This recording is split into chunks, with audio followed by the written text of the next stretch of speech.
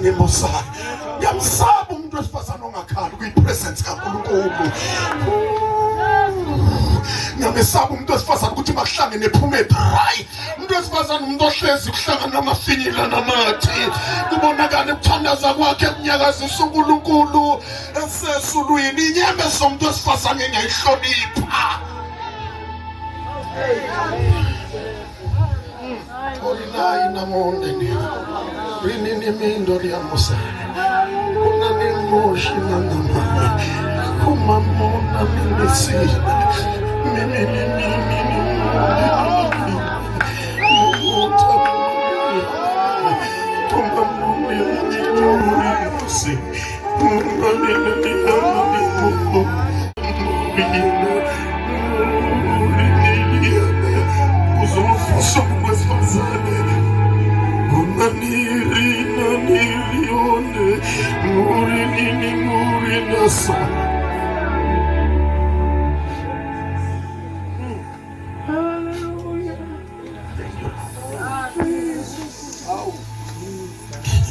Ngibona uNkulunkulu uzoqinisa amadolo.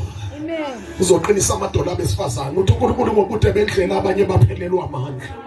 Uthi indlela ibe yinde abanye bazi bafika la bethi khona uNkulunkulu ngathi ubaflathele. Kanti uNkulunkulu bekhona. Uthi uNkulunkulu ngizoqinisa amadolo enu. Ngizokutshela abantu besifazane ukuthi buyelani kuma-position enu. Nazi kuba kuvalelwa amandla. uNkulunkulu uyayihlonipha inyembezi zomuntu wesifazane awubazalwane. Uyayihlonipha uNkulunkulu inyembezi zomuntu wesifazane. Umuntu wesifazane wansi into yakhe inyembezi into yakhe. Umuntu wesifazane akayi uNkulunkulu ngamazwi amaningi.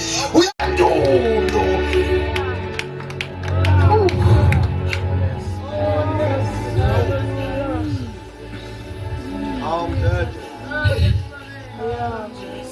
Abona kunezinto bekumele sithi ukuyicubungula. Uma sicubungula into omhlanga uNkulunkulu ezokhuluma ethi umuntu wesifazane umuntu indoda ngiyoyenzela umsizo njengayo umuntu wesifazane. Uma ulifunde esiNgisini lithi umuntu wesifazane is a suitable helper.